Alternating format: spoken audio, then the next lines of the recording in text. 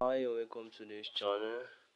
Today's tutorial will show us on how we can make a Tinder-like view with our sketchware. So you can see this animation. You can see how we can add it. When I direct the card to left, a red arrow show. When I direct it to right, a right arrow show. So I'll show us how we can do this in sketchware. And we can also add data. We can add dummy data. Let's do this in sketchware. So first we create our sketchware project. Next we enable app compat library. After enabling the library, we need to add this Tinder animation library to our project. We need to make sure this library is available in our project. This library only. Next thing we do is we add this import.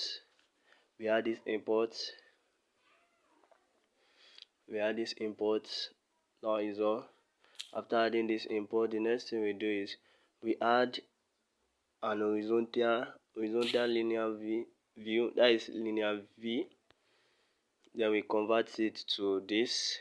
After converting it, we add an horizontal this, and we name the ID as card stack, and we eject all this and we convert it to this. So I just added this list view so that I can add it to a custom view. So I name my custom view COS. So I bind it to this because we're going to use adapter. So when you see the project, you understand why I did it this way. So but we're not really using the list view. We only added the list view. So sketchware will add an important code that we need in our project. But if you know how to create adapter, no problem. So next up is we add our custom view. We add it from this option. So we add our custom view. I've already selected mine, so it will not be there. Then this is optional. It's not really important. But this is optional. So in our custom view, I added an image. You can add any view you like, but just take note of these two views. Take note of them. We've been using them in our codes. So in our create, what we do is, first of all, I remove the back arrow button from our toolbar, which is optional. Then I created an empty data. Why I created an empty data?